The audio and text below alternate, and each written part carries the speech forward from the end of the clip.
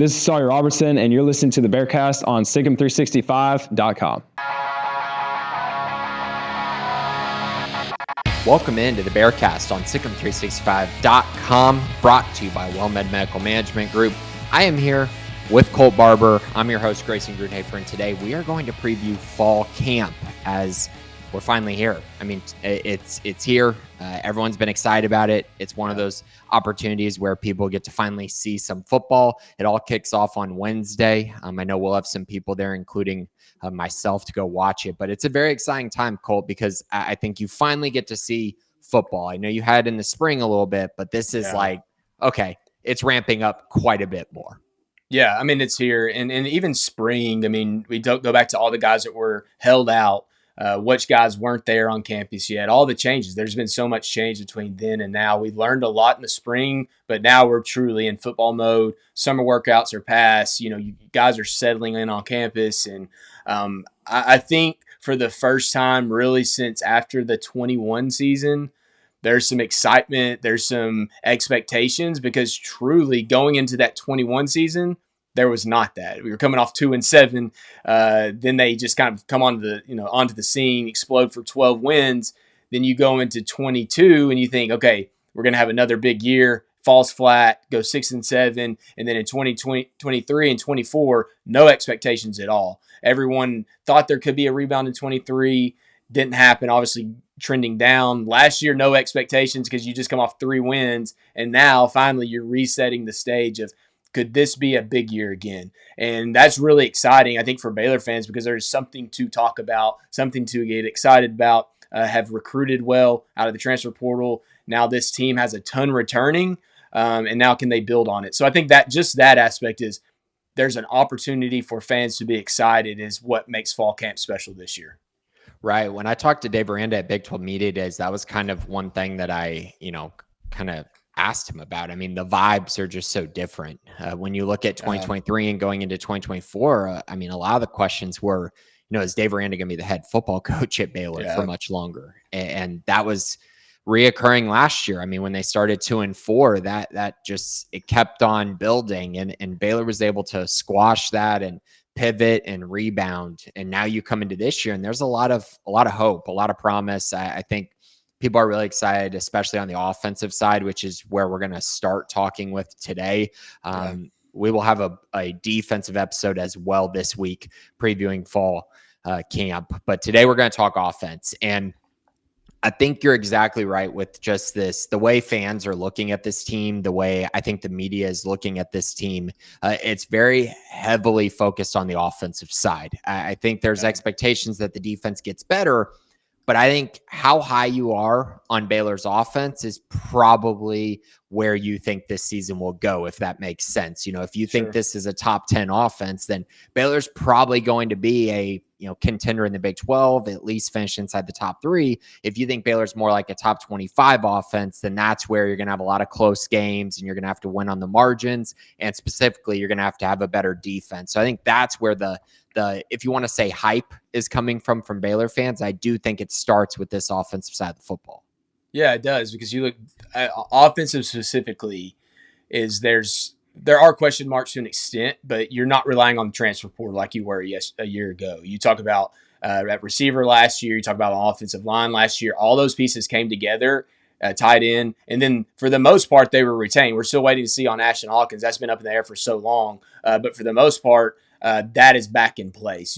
Kobe Prentice, Cole Wilson are there, but outside of that, who are you really relying on? And there's not a lot of moving pieces there. So that makes you a little more excited. And not that there aren't guys that can contribute, but there's a core there that wasn't there a year ago that's ready in place. Defensively, obviously, one, you have to improve, but you're relying on so many guys defensively from the transfer portal to be good at every single level. And then you throw in a guy like Devin Turner, who's now injured and is out. He was a guy that you're relying on, so there's even more moving parts. So I think that epitomizes most of college football right now is Baylor's defensive side of the ball and saying there's so many moving pieces. Offensively, it's stability. There's a returning offensive coordinator, returning starting quarterback, a lot of guys on the offensive line, a lot of guys, running backs, tight ends, receivers. And I think that's why people who like Baylor this year have to gravitate towards the offensive side of the ball, because there is stability. even the teams that are, maybe they make a jump up, how many guys do they really return? I mean, we can look at Texas Tech specifically. There's a lot of moving pieces on that offensive side of the ball, regardless of how good they were this year and how many guys they brought in. We look at Baylor's first opponent in Auburn, so many moving pieces. Well, Baylor has stability on the offensive side of the ball, and that could be huge for the beginning of the season. And I'm not sure it's been mentioned enough. I do think that that's important. And Jake Spavital mentioned this when we talked to him during the season, just about how his second year is when the offenses really take off. And I mean, if you're going to bet on a second year breakout from an offense, I mean, this one feels like a very clear one with how Baylor finished last season. I know they took advantage of a weaker schedule, but I do think if they'd been playing the kind of football they played to end the year, we're probably looking at, this team being a 10-2 type team in the regular season instead of 8-4. And so I think there is a big difference when you kind of look at it through that lens. A lot of returners, like you mentioned, you can make the case that they're really only replacing 2 starters potentially if Ashton Hawkins comes back, because you're replacing right tackle Campbell Barrington with Caden Siraki. You're replacing, I guess, 1 wide receiver. If you have a 4 wide or a 3 wide with a tight end set, you're replacing 1, and that would be a Kobe Prentice or a Cole Wilson filling in there. That's about it. That's all you're really replacing, again, if Ashton Hawkins does return. So a lot of optimism there. Cole, I think the place that I want to start, though, and I think this is probably how I want to lead into this conversation. What's your biggest question mark on the offensive side? Real quick, Sawyer Robertson has something to remind you about. Want the latest information about your favorite team? Try out SIGM 365 premium content the next 3 months for just $5 by clicking the link below. And now back to the Bearcast. What's your biggest question mark on the offensive side? Yeah, man. I mean, I think it has to kind of go to the receiver room, and those guys they've proven to an extent, the transfers they brought in. Josh Cameron, we know what Josh Cameron is. He is not going to, it's interesting because Josh Cameron is such a low floor guy to me because he's going to be steady. He has been throughout his career. It's kind of like, what you're getting from Josh Cameron. But then it's Kobe Prentice, Cole Wilson. Kobe Prentice was high in potential out of high school. He flashed early in his career at Alabama. Things changed on him. How does he settle in? We've heard a lot about him, the expectations for him. But I think this is the Cole Wilson aspect. For me, we talk about Ashton Hawkins and if he gets his clearance or whatever to play. But Cole Wilson keeps emerging as a guy, and we'll talk about this more on SIGM 365. He might be a dude at the end of this year that we're not really talking about right now. Those two excite me a lot, but I think it's also the question mark of this team. Of the offense. And you can talk about one position at the right tackle position on the offensive line, but that's one of 5 positions. And I just look at those 2 guys probably need to be your starters, especially if Ashton Hawkins isn't there. And how do they produce? How do they sit within this offense? I have good, high expectations. I have a reason for optimism about them, but I think because this offense is so solid in general of what's returning, that's my question mark of the group. And I would say that's like a moderate concern about the offense right now, but it is a concern. And how do those guys turn it on in the fall? Because it's not hey, let's go out and play, LIU and Samford or whoever it is. You got to get this going pretty quick with those guys and playing some pretty talented teams in Auburn and SMU to kick it off. So I wrote it in my article actually on Monday, just kind of talking about the wide receiver position, because I do think of the starting unit of kind of how Jake Spavital wants to utilize his receivers. That is the position I have the biggest question marks about. Yeah. And the reasons for it really come down to what's returning. It's really just Josh Cameron and Michael Trigg until we find out that Ashton Hawkins is returning or not. Obviously, if he's returning, I feel much better about the group, and that pretty much gets rid of my questions and concerns there. You mentioned the 2 names that I do think are kind of on everyone's radar when you look at Kobe Prentice and Cole Wilson. We mentioned them a lot in the spring, specifically Kobe, just as a guy who, when you look at the guys they had last year, he's very different in the regard that he's a very good route runner, much more polished receiver, very good after the catch, more of kind of a safety blanket with elite speed. And so I think that's kind of the difference there with him. And then Cole Wilson, you're kind of looking at a guy who's taking over the Monterey Baldwin role, but I think he's much better than Monterey. And that's not really a slight to Monterey at all. I think Monterey with the ball in his hands, I'm not sure that, there's that many guys that are more special than him. But the problem was he wasn't a great route runner. He had a ton of drop problems throughout his entire career. And Cole Wilson's ability to play inside and outside is extremely intriguing, but he does bring that speed component that Monterey brought to the table. But the two other guys that I mentioned, it was kind of this group of just throwing these guys together as these four guys who Baylor needs to be pretty good this year. And the other two that made my list for that were Jaden Porter and Lewis Brown IV. These two guys are probably at the end of the day going to make or break Baylor's wide receiver core, especially if Ashton isn't there. If Ashton's there, it takes a lot of pressure off of that. But if he's not there, they really need these two guys to be, guys who can play a role. You need Lewis Brown to kind of fill in for Kitron Jackson and what he brought to the table last year. You're going to need Jaden Porter to fill in the Hal Presley role at times, because I think both those guys are going to be playing outside receiver opposite Josh Cameron. And because of that, you need them to play well. I'm very excited to see that. I think Jaden Porter's shown a lot early in his career, but we haven't seen it in games very much yet. But the body control is very, very good. That's something that's very underrated. He wins at the catch point, which they don't have a lot of guys who do that. I'm very intrigued by it. And then Lewis Brown IV, he comes in the summer. No one's really talking about him too much just because there hasn't been practices, haven't gotten to see him a ton. But everything that we've heard, I mean, he's been very good in their 7-on-7 drills. He's been very productive already since the moment he got on campus. Yeah. And my biggest thing with him is he really fits exactly what they needed.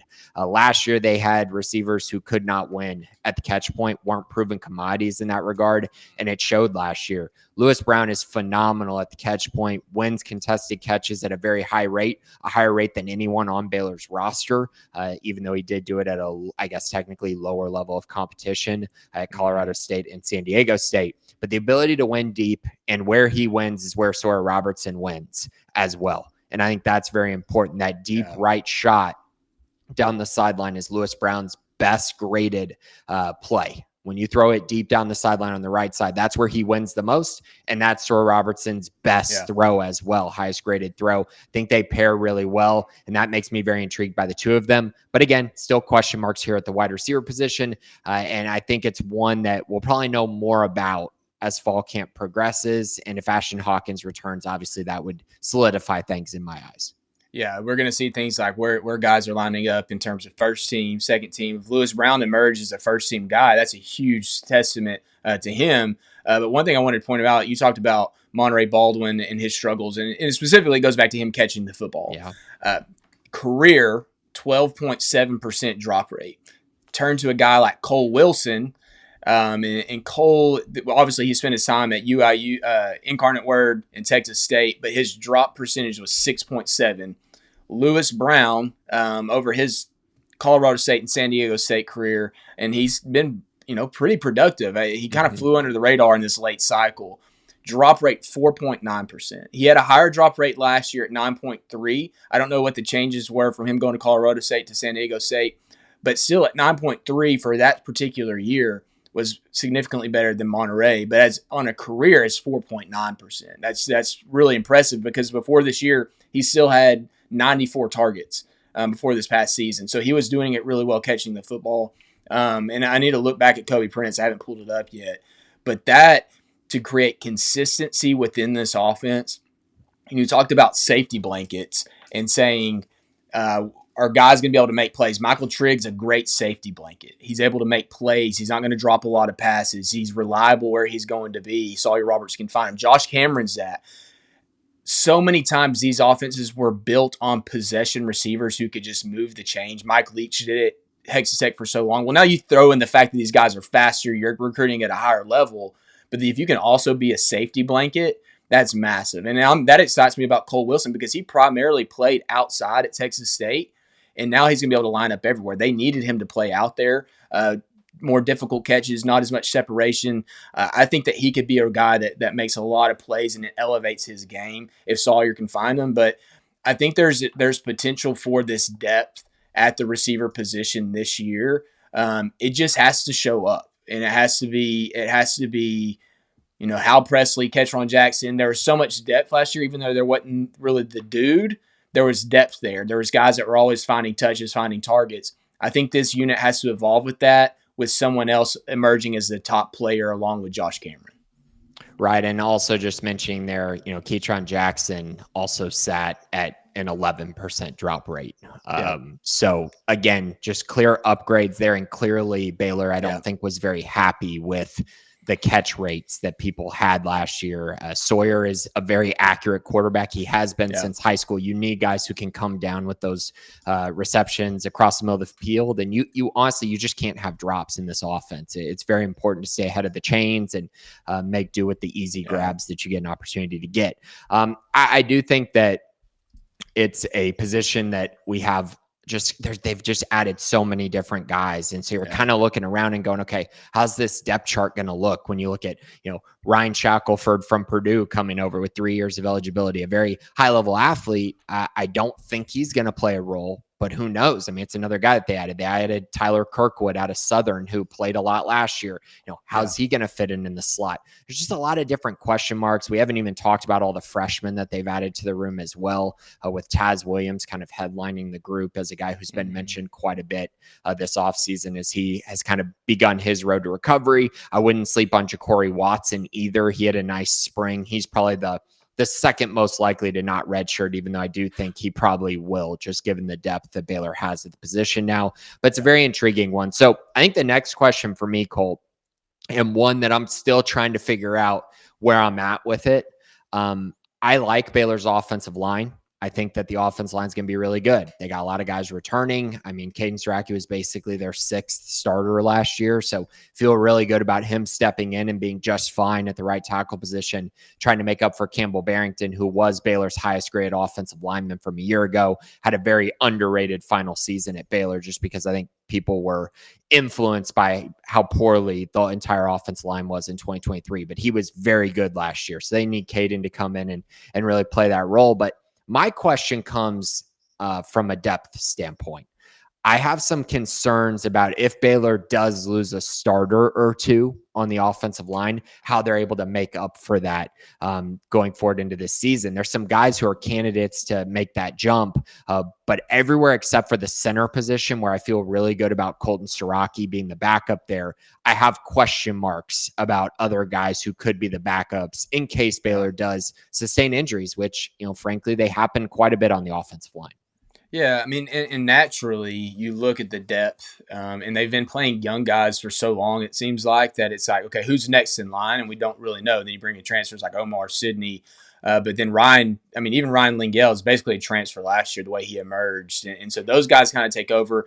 But what this staff has had to do is just build depth, because truthfully, there wasn't a lot of depth after the last couple of seasons, and they started bringing in transfer. I mean, talk about Kamari Landers last year late. They bring him in, and they really liked him as a junior college prospect, but he had to come in and get in physically shape. So you start going down this list of guys. You talk about Kamari. You talk about Joe Crocker, Colton Thomason as a transfer. But it's Sean Tompkins. Those guys need to step up and become the next dude. And I think that's I don't know if it's a concern or it's just like, do we not know who is going to be that guy?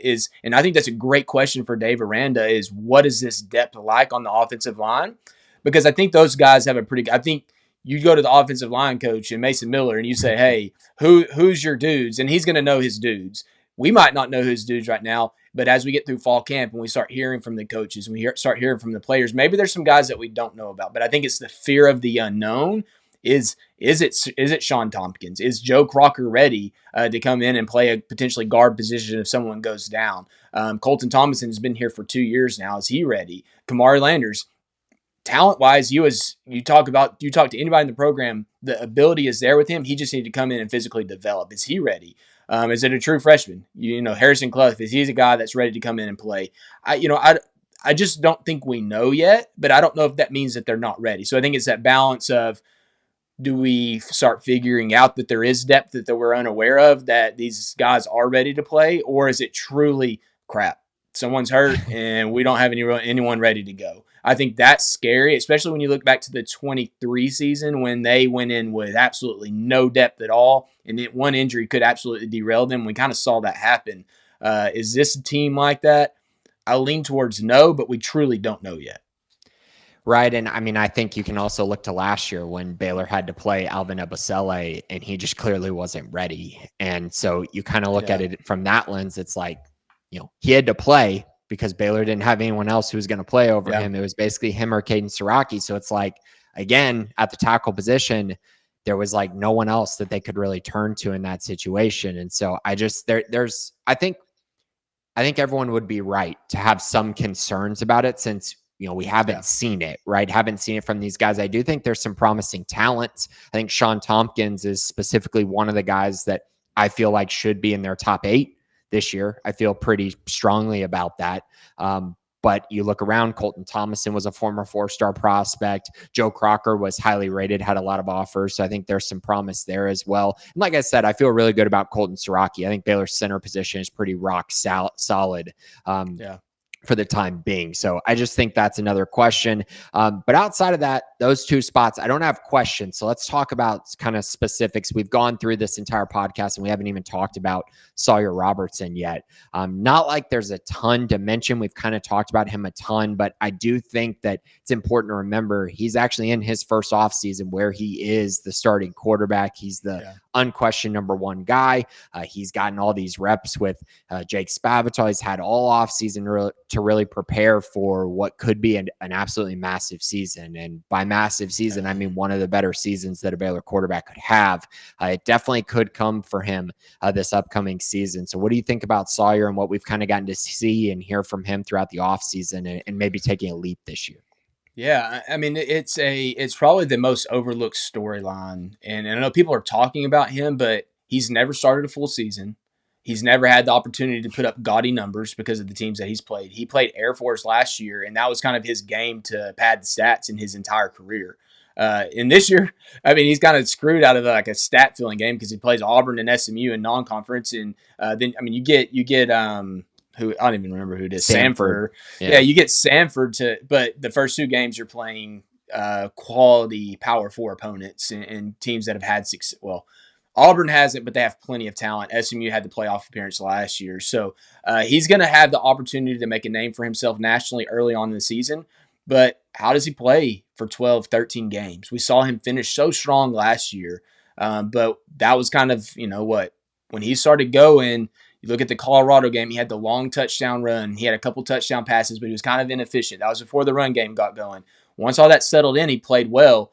But now can he string it together? Can he play at that high level that we saw him capable of for 12 games, regular season games, to get them into the postseason and go and play potentially for a Big 12 championship, play for a college football playoff spot, and win a college football play? Like, truly, if you have expectations for this Baylor program, it's making the playoff this year. Like, this is this stars aligned moment for the most part that you have the opportunity to do it, because if you feel like you're a favorite to win the Big 12, that means you're getting into college football playoff. You have to shoot for that, and Sawyer has to be consistent. You can make statements early against Auburn and SMU, regardless of what they ultimately prove to be. You win those games, and it puts you on the radar. But for Sawyer, it's play consistently at a high level, because even in a game they lost against LSU, he played really well. You go back to the Houston game, that was kind of his game that he had a brain fart where he threw a couple bad passes for a pick 6, and then I guess one of them was just an interception. But you can't have those moments.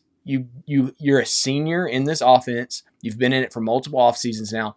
Go out, play consistent football, take advantage of a veteran offensive line, good running backs, and what should be a pretty talented receiving group.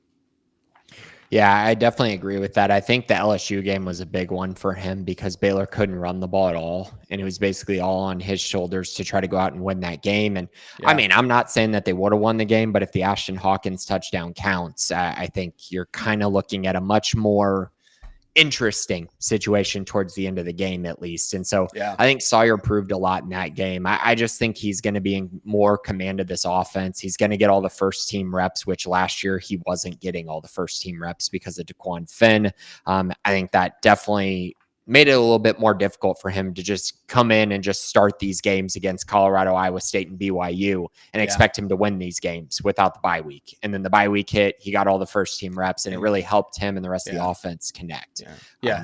And he should have won 2 of those games. I mean, not to cut you off there. He should have won the Colorado game. And truthfully, the BYU game, and they had their own issues across the board in those games, but like he played well enough to a great extent to win those games. I think that the systems, the team is still filling their way out with Jake Spavital, what they're learning about their team, the pieces on the offensive line that we discussed. And that's why I go to the season. That's all in place for him. This should be off like a bottle rocket immediately to begin the season. If he struggles against Auburn, I'm not like, freaking out about it, but he needs to go out and play well within this scheme and make a name for himself early. That's my expectations and hope for him this year. So quickly here, Colt, what is your kind of going into fall camp prediction for this Baylor offense? I'm kind of talking, I guess, let's talk nationally. Where do you think they'll kind of rank and fit in? And then let's talk as far as Baylor goes, kind of looking through the historical context, the historical lens. Where do you think this offense kind of ranks, I guess, for Baylor football, or, best offense sense type thing? Yeah. So what was the first part of that question? That within the Big 12 nationally. Okay. Yeah. I mean, dude, if you can find me a better returning quarterback, running back, backup running back, tight end, number one receiver combination in the country. I mean, that's truly like, there's so much potential for that group that's returning that I think you have to start in and say at bottom, they're top 15 in that regard. In the offensive scheme. I think what we saw from them at the end of last year, and I don't care who they're playing, they were doing what they should have done to those teams that they played in the last part of the year. That just shows where they were. And they go and play LSU, which LSU had their own issues last year, but they still produced offensively. LSU took away the run game. They still produced. I think this is a top 15 offense coming off the bat with what they have. The question marks being, can the offensive line take that next step to let the running game take over games when they should, and not have to rely on the passing game so much, and what happens at right tackle. But I say top 15 offense off the bat for this team. There's not a lot of teams that have that consistency returning. There are some, and I would have to do more research on it, but which teams are those? They're probably pretty good. And then in terms of in Baylor's history, man, those 13, 14, 15 offenses were so good. Like it's you hope this team can get in that realm. But I think we don't know yet. I mean, that those teams were polished offensive systems. That was year, 5, 6, 7 of the Art Briles senior. And 11 and 12 were good, but they weren't 13, 14, 15 good. And so can Jake Spavital get this scheme and push it up towards those 13, 14, 15 years? Maybe. I mean, like, it's so hard to predict. Like that, those teams were loaded. And I think this team will. I go back to our opening discussion. How do the receivers play? I think they have it everywhere else. Those Baylor teams didn't have a Michael Trigg at tight end. Bryson Washington, to me, is as good as those running backs that Baylor had in that era. And the scheme, offensive line development, quarterback play was at a high level. I think Baylor has that potential.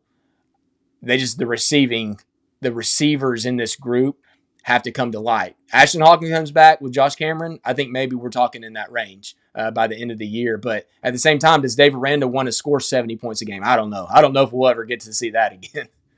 Right. Yeah. And that definitely is a change there. Also, who Baylor plays in the non-conference. I mean, if you remember those 13, 14, 15 teams, I mean, they were playing nobody in the non-conference. So the numbers might not look as good, but I do think there's some polish with this team that when you look at kind of the end of the day, how do you win football games? I think this offense could be very comparable to those three when it comes to actually winning games, right? And potentially competing for a Big 12 championship. I think this offense, I think top 15 is a pretty good bet. I think that most people have them top 20, top 25, but I think they're better than that. I do think climbing towards top 10 is definitely realistic. The issue really is just that schedule. Again, you're going to have more of a slow pace game against Auburn. You're probably not going to score a ton. The SMU game, we'll see kind of on how that turns out.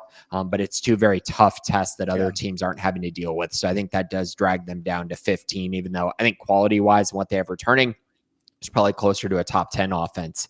At least that's my expectation. My concerns definitely lie more on the defensive side, which I know we will talk about. Be sure to check out Sigum 365 Premium. We have all kinds of insider notes. Colt just put up an article about what sources say for some of these breakout players who we could see emerge. I had insider notes about just specifics on the offense. I'll have more insider notes on the defensive side, just kind of what I've heard throughout the summer and the off season, really, and just kind of how things are emerging and where the trends are for the Baylor offense and then the Baylor defense as well. We will be back to talk about the defense, but be sure to check out Sikkim365 Premium if you have not. But thanks for listening. This has been the Bearcast on Sikkim365.com.